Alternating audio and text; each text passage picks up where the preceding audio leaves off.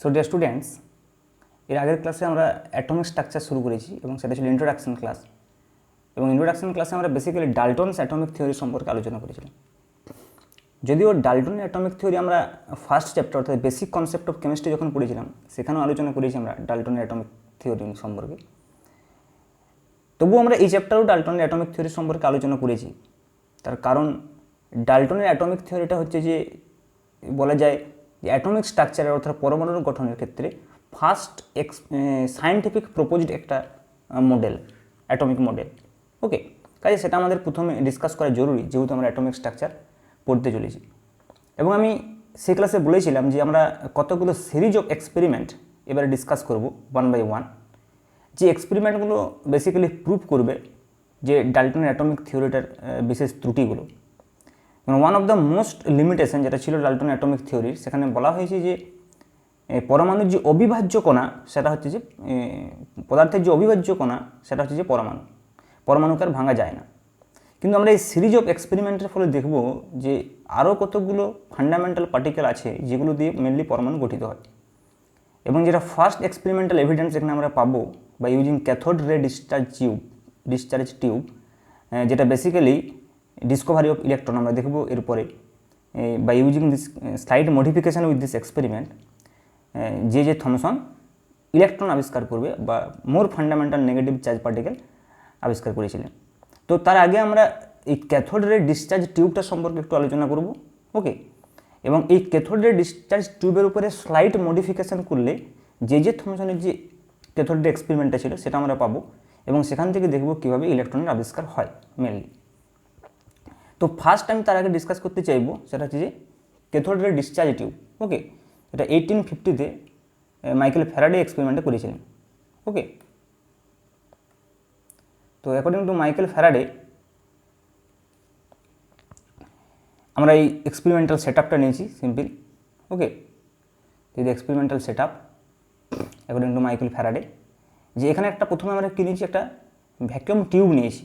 ওকে, মানে একটা টিউব ছিল, সেই টিউবটাকে পাম্প করে সেখান থেকে আমরা যে এয়ার বা যে গ্যাসটা ছিল সেই গ্যাসটাকে আমরা এখান থেকে বের করে দিয়েছি বাই ইউজিং ভ্যাকুয়াম পাম্প। ওকে, কাজে আমাদের এটা কী হয়ে গেছে, একটা এভাকুয়েটেড চেম্বার হয়ে গেছে, অর্থাৎ একটা ভ্যাকুয়াম গ্লাস টিউব হয়ে গেছে। ওকে, এবং ভ্যাকুয়াম গ্লাস টিউবের কী করা হয়েছে, ওয়ান এন্ডে একটা ক্যাথোডকে দেওয়া হয়েছে, ক্যাথোড রাখা হয়েছে এবং লেফট সাইডে আমি ক্যাথোডটাকে রেখেছি, অর্থাৎ যেটা আমার এখানে ব্যাটারির নেগেটিভ ভোল্টেজের সঙ্গে যুক্ত রয়েছে।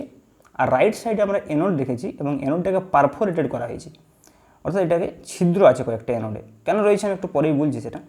এবং অ্যানোডকে দেওয়া হয়েছে প্লাস এই ভোল্টেজের প্লাস আধানের সঙ্গে, অর্থাৎ এই ব্যাটারির প্লাস পজিটিভ টার্মিনালের সঙ্গে এটাকে যোগ করা হয়েছে অ্যানোডটাকে, আর ক্যাথোডটাকে যোগ করা হয়েছে ব্যাটারির নেগেটিভ টার্মিনালের সঙ্গে। ওকে, তো এটা একটা হাই ভোল্টেজ ব্যাটারি নেওয়া হয়েছে। ওকে, অর্থাৎ ক্যাথোড আর অ্যানোডের অ্যাক্রসে একটা হাই ভোল্টেজ অ্যাপ্লাই করা হয়েছে এখানে। অর্থাৎ এই ভ্যাকুয়াম টিউবটাতে যেটা অ্যাপ্লাই করা হয়েছে সেটা হচ্ছে ভেরি লো প্রেসার ইউজ করা হয়েছে। কেন না, প্রথমত হচ্ছে এটাকে ভ্যাকুয়াম করে দিলে কী হবে, এখানে প্রেসার অত্যন্ত লো প্রেসার হয়ে যাবে আর হাই ভোল্টেজ অর্থাৎ উচ্চ বিভব। তার মানে এখানে ক্যাথোড আর অ্যানোডের অ্যাক্রসে একটা উচ্চ বিভব অর্থাৎ হাই ভোল্টেজ অ্যাপ্লাই করা হয়েছে এবং এখানে লো প্রেসারও রাখা হয়েছে, অর্থাৎ খুব নিম্ন চাপে এবং উচ্চ বিভবে এই এক্সপেরিমেন্টটা করা হচ্ছে। ওকে, সো এবার কী করা হবে, এখানে এই অ্যানোডটাকে কী করা হয়েছে, পারফোরেটেড করা হয়েছে। তো যাতে করে কি হয় না, এই ক্যাথোড থেকে দেখা যাবে এই হাই ভোল্টেজ এবং নিম্ন চাপে যখনই আমি এক্সপেরিমেন্ট স্টার্ট করবো, এখানে হাই ভোল্টেজ যখনই অ্যাপ্লাই করব তখন এখানে কী দেখা যাবে, ক্যাথোড রে দেখা যাবে, সাম রে দেখা যাবে, আমি বলতে পারি সাম রে এখানে উৎপন্ন হবে। তো যে রেগুলোকে আমরা কিন্তু নেকেড আইতে দেখতে পাবো না। ওকে, তো আমি এখানে লিখেছি ফার্স্ট, তোমরা দেখতে পাচ্ছ স্লাইডটাতে লিখেছি, ফার্স্ট আমি যে কথাটা বললাম ওগুলোই লেখা আছে এখানে, যে vacuum was created by using vacuum pump, অর্থাৎ এই ভ্যাকুয়াম পাম্পের সাহায্যে আমরা এখানে কি এই ভ্যাকুয়ামটা ক্রিয়েট করেছি। Okay, that is the tube was kept at very low pressure, অর্থাৎ টিউবটা অত্যন্ত কম চাপে রাখা হয়েছে। তাহলে ফার্স্ট আমাদের টার্গেট কি না, টিউবটাকে অত্যন্ত কম চাপে রাখা। ওকে, ভেরি লো প্রেসারে রাখা, যার জন্য কী করতে হচ্ছে, আমাকে ভ্যাকুয়াম পাম্পের সাহায্যে এটাকে টোটালি ভ্যাকুয়াম করে দিতে হচ্ছে। ওকে, এবং নেক্সট আমরা কী করতে চাইছি, apply very high voltage across the cathode and anode, এবং ক্যাথোড এবং অ্যানোডের অ্যাক্রসে আমরা হাই ভোল্টেজ অ্যাপ্লাই করেছি এখানে মাইনাস অ্যান্ড প্লাস। ওকে, এবং ক্যাথোড মাইনাসের সঙ্গে যুক্ত আছে, অ্যানোড প্লাসের সঙ্গে যুক্ত আছে। তো এটা করার সঙ্গে সঙ্গে আমরা কী দেখতে পাবো না, সেভারাল রে আমরা দেখতে পাবো from cathode to anode, cathode থেকে অ্যানোডের দিকে আমরা সেভারাল রে দেখতে পাবো যে এদিক থেকে এদিকে ট্রাভেল করবে। ওকে, কিন্তু প্রবলেমটা হচ্ছে আমরা খালি চোখে এগুলোকে দেখতে পাবো না, but can't see with naked eye. Okay, যে রেগুলোকে আমরা ক্যাথোড রে বলবো, অর্থাৎ ক্যাথোড থেকে এগুলো উৎপন্ন হয়ে অ্যানোডের দিকে যাচ্ছে বলে এগুলোকে আমরা ক্যাথোড রে বলবো, বাট এই ক্যাথোড রেটাকে আমরা খালি চোখে দেখতে পারবো না। আমাদেরকে তার জন্য কী করতে হবে, এই পোর্শনটাকে, এই ভ্যাকুয়াম টিউবটার একটা প্রান্তকে আমাদেরকে সাম ফ্লুরোসেন্ট এলিমেন্ট দিয়ে কোটিং করতে হবে। এবং এই সাধারণত এই ফ্লুরোসেন্ট এলিমেন্টটা যেটা ইউজ করা হয় সেটা হচ্ছে zinc sulphide. Okay, so glass tube is coated with some fluorescent element called zinc sulphide. তাহলে কী হবে না, এই যে ক্যাথোড রেগুলো, ক্যাথোড রেটা যখনই যে এইখানে পড়বে তখন এখানে স্পার্কিং সৃষ্টি হবে, অর্থাৎ আমরা লাইট দেখতে পাবো।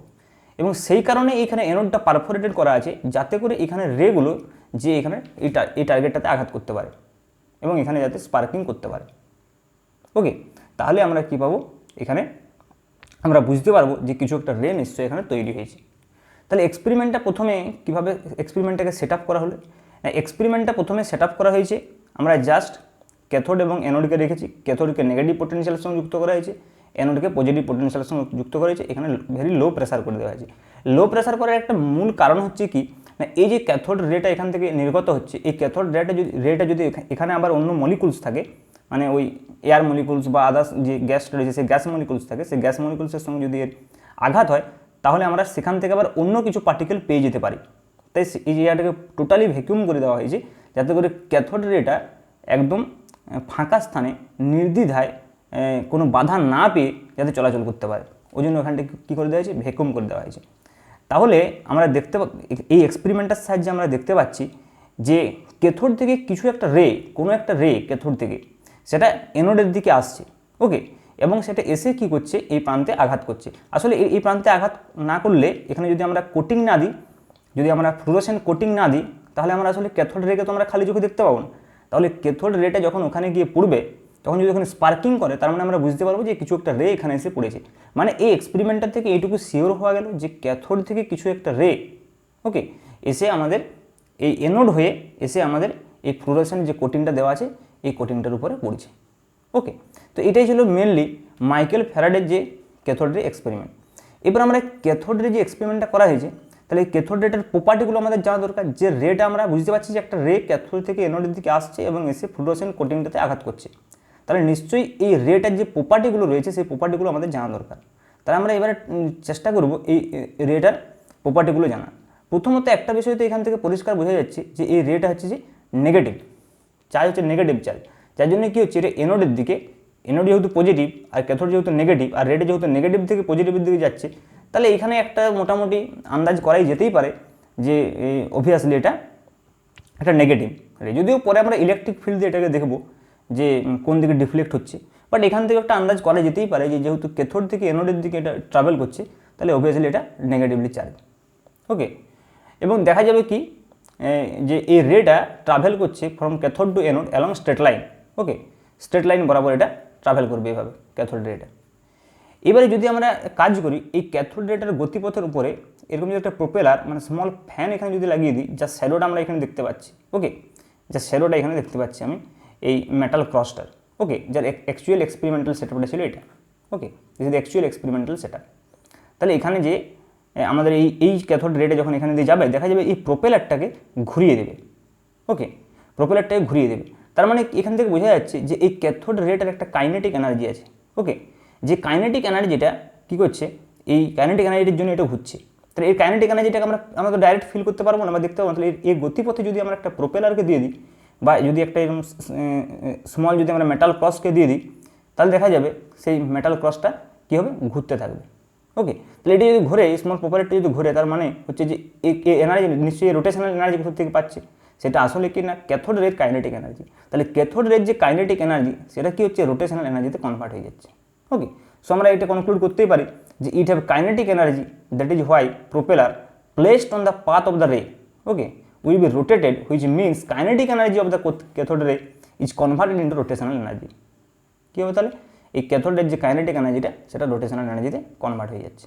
ওকে, তাহলে এখান থেকে আমরা এইটুকুই বুঝতে পারলাম এই এক্সপেরিমেন্টটা থেকে যে ক্যাথোড রে উৎপন্ন হচ্ছে ক্যাথোড থেকে এবং এটা অ্যানোডের দিকে যাচ্ছে এবং স্ট্রেট লাইন সরল রেখা বরাবর যাচ্ছে এবং এর একটা কাইনেটিক এনার্জিও রয়েছে।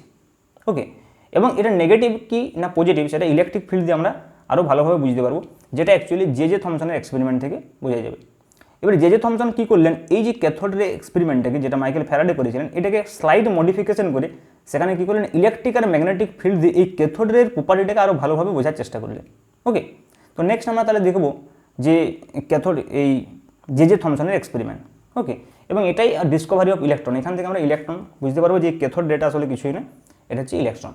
ওকে, তো ইন 1897 1897 জে থমসন এই এক্সপেরিমেন্টটা করেছিলেন। ওকে, যেটা আমরা আগে দেখলাম যে এটা ছিল কত 1850।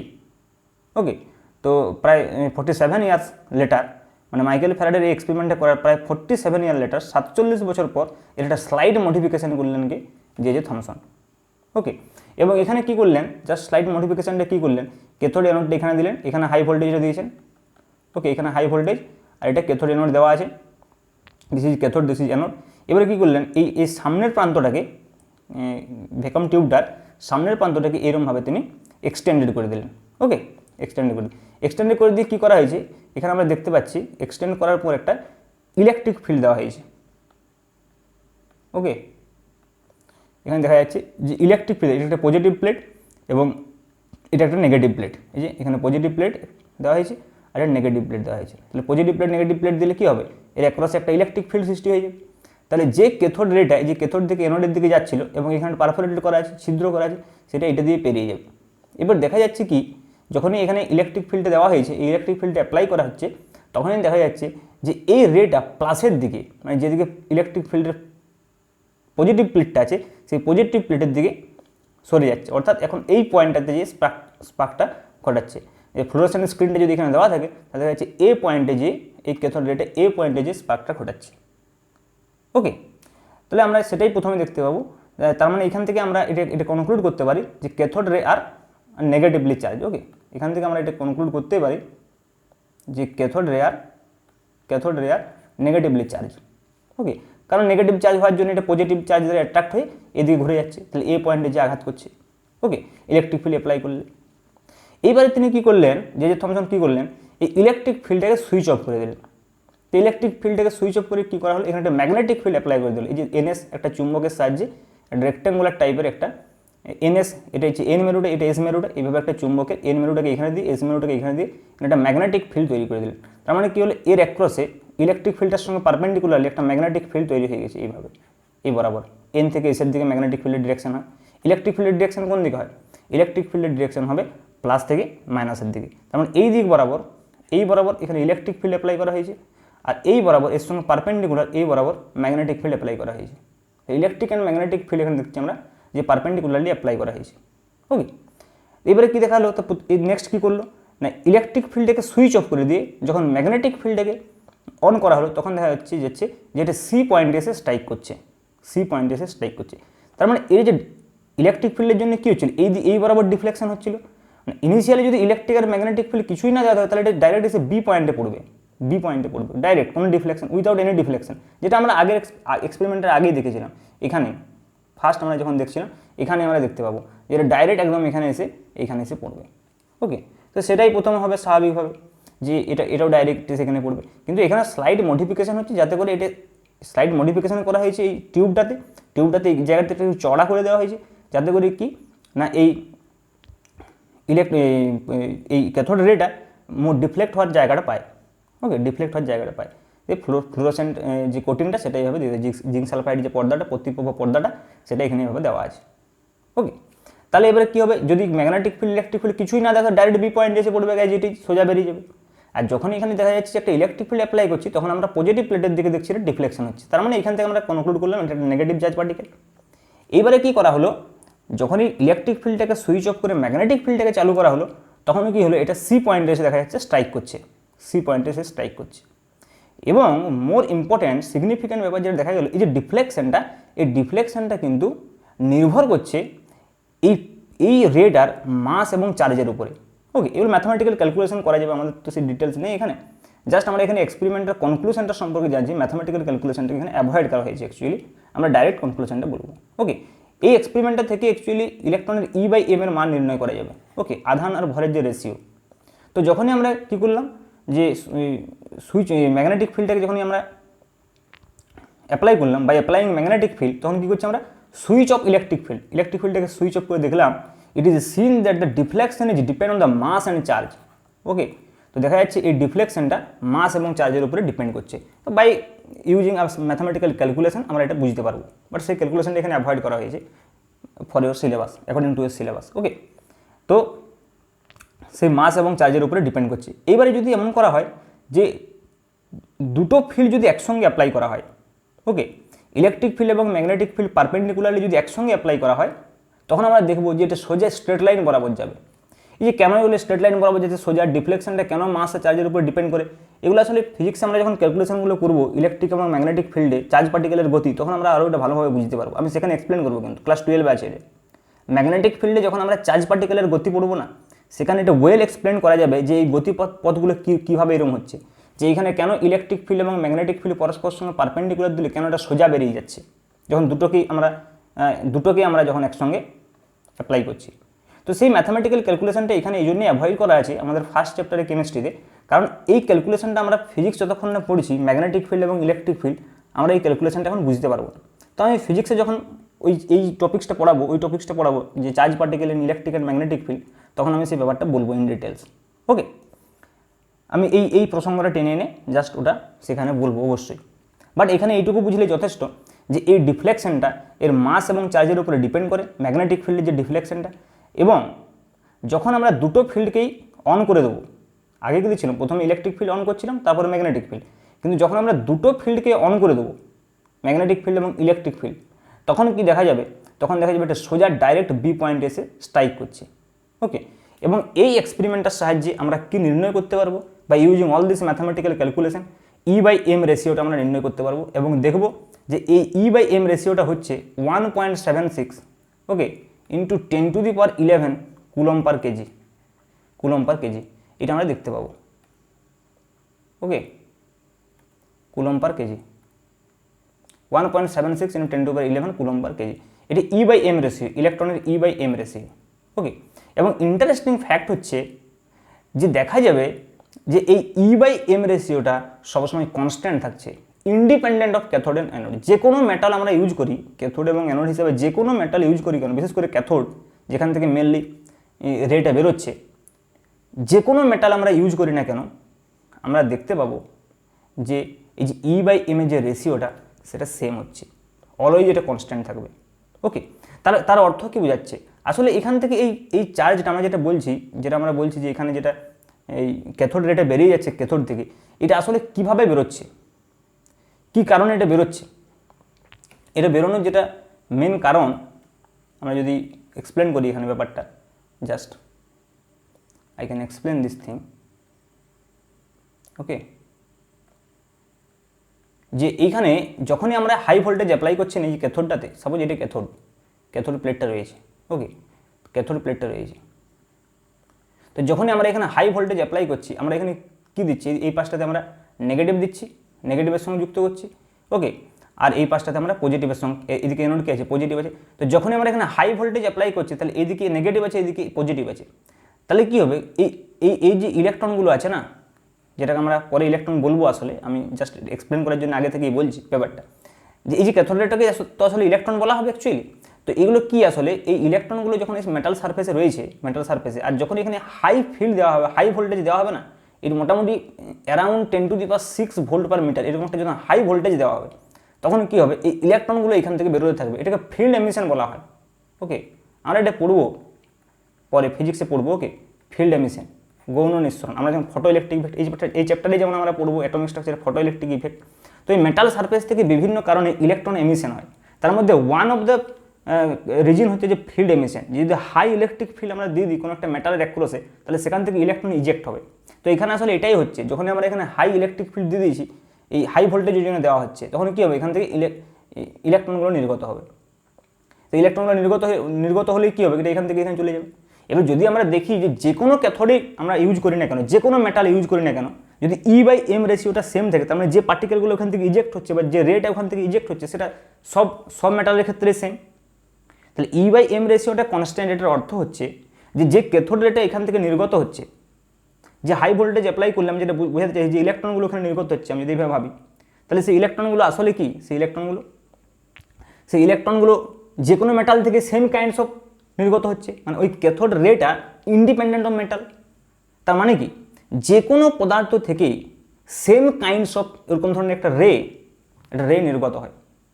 যে রেটার আমরা এখানে যেটা রে হিসাবে দেখছি সেটার পার্টিকেল নেচার আছে, তার কারণ এর কাইনেটিক এনার্জি আছে, যেন ওটা প্রপেলারটাকে ঘোরাচ্ছিল। তার মানে আমি এটা বলতে পারি স্ট্রিম অফ পার্টিকেল, যে রেটের কথা বলছি সেটা হচ্ছে স্ট্রিম অফ পার্টিকেল। ওকে, এবং সেই স্ট্রিম অফ পার্টিকেলটাকে ইলেকট্রন নাম দেওয়া হলো পরে। দেখা যাচ্ছে যে এটা আসলে এক ধরনের পার্টিকেল, মোর ফান্ডামেন্টাল পার্টিকেল। তাহলে এখান থেকে এটাও প্রমাণিত হলো যে যেটা এর আগে বলা হচ্ছিল ডাল্টনস অ্যাটমিক থিওরিতে, যে পরমাণুর হচ্ছে সবচাইতে যেটা অবিভাজ্য কণা, মোস্ট যেটা ফান্ডামেন্টাল পার্টিকেল পরমাণু, সেটা ছিল ইলেকট্রন। এবারে ইলেকট্রনটা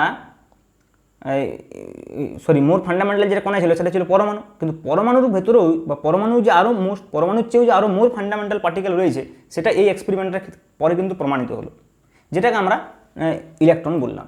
ওকে, সো এটা it challenged, okay, so it challenge Dalton's atomic theory and talked about more fundamental particle as a constituent of atom. সেই মোর ফান্ডামেন্টাল পার্টিকেলটাকে আমরা কী বলছি, সেই মোর ফান্ডামেন্টাল পার্টিকেলটাকে আমরা বলছি ইলেকট্রন। অ্যাকচুয়ালি সেটাকে আমরা বলছি ইলেকট্রন।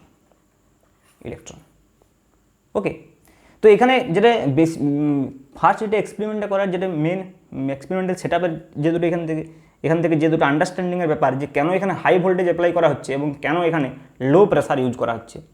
লো প্রেসার ইউজ করা হচ্ছে তার একমাত্র কারণ আমরা পরে দেখবো এই প্রেসারটাকে একদম মানে জিরোতে রাখা হবে না, যখন আমরা পরবর্তী এক্সপেরিমেন্ট করব সেটা আমরা পরে আসবো। বাট ক্যাথোড রের ক্ষেত্রে আমরা দেখব যে ক্যাথোড রে, যখন আমরা এই ক্যাথোড রে এক্সপেরিমেন্টটা করছি বা এই ক্যাথোড রে টিউব এক্সপেরিমেন্টটা করছি, এই টিউবটার ক্ষেত্রে ভেতরটাই কী করা হবে, একদম লো প্রেসারে রাখা হবে, very low pressure, close two zero.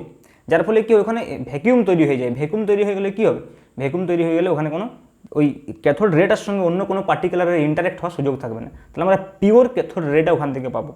আর হাই ভোল্টেজ অ্যাপ্লাই করা হচ্ছে, এটা মেন কারণ হচ্ছে যে ফিল্ড এমিশন ঘটানোর জন্য।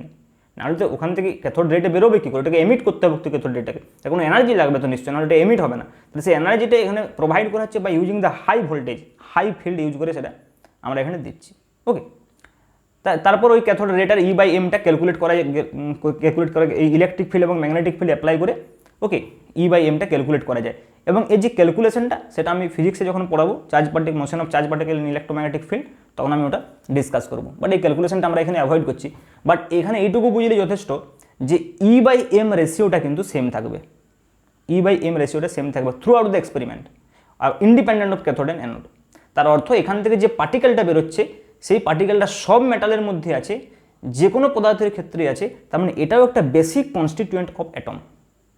তার মানে আমরা বুঝতে পারছি যে পরমাণুর যেটা সবচাইতে ক্ষুদ্রতম কণা, ডাল্টন যেটা বলছিলেন যে অ্যাটম, সেটাও কিন্তু সাম মোর স্মলেস্ট চার্জ পার্টিকেল দ্বারা গঠিত, যেটা হচ্ছে অ্যাটমের একটা মোর fundamental constituent particle.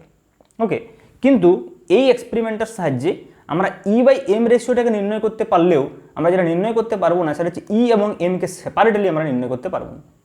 In this experiment only E/m ratio can be found. একসঙ্গে এই যে E/m equal to 1.76 into 10⁻11 coulomb per KG, এটা আমরা নির্ণয় করতে পারবো। বাট আমরা সেপারেটলি E এবং mকে এই এক্সপেরিমেন্টের সাহায্যে নির্ণয় করতে পারবো না। তাই জন্য আমরা কি ইউজ করবো, মিলিকানস ওয়েল্ড অফ এক্সপেরিমেন্ট। তো নেক্সট ক্লাসে আমরা ডিসকাস করবো মিলিকানস ওয়েল্ড অফ এক্সপেরিমেন্ট, এবং মিলিকান ওয়েল্ড অফ এক্সপেরিমেন্ট থেকে E এর মান নির্ণয় করা যায়। ওকে, দ্যাট ইজ 1.6 ইন্টু 10⁻−19 কুলম, এটা আমরা নির্ণয় করতে পারবো ইলেকট্রনের মান। ওকে, অ্যাকচুয়ালি এখান থেকে যে চার্জের কোয়ান্টাইজেশন সেটা নির্ণয় করা যাবে, কোয়ান্টাইজেশন অফ চার্জ, সেটা আমি বলবো নেক্সট ক্লাসে।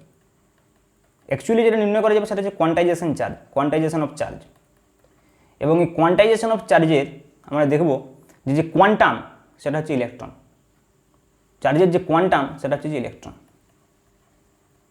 ওকে, এবং ইলেকট্রন যদি আধানটা এখান থেকে আবার পেয়ে যায়, আর যদি E/mটা আগের এক্সপেরিমেন্টে থেকে পেয়েছি, তাহলে অবশ্যই ইলেকট্রনের মাসও পেয়ে যাব। তাহলে মিলিকানস ওয়েল্ড অফ experiment is very important. So charge of electron can be found by the famous experiment called Millikan's Weld of experiment. and we will see in the next class. Okay, thank you.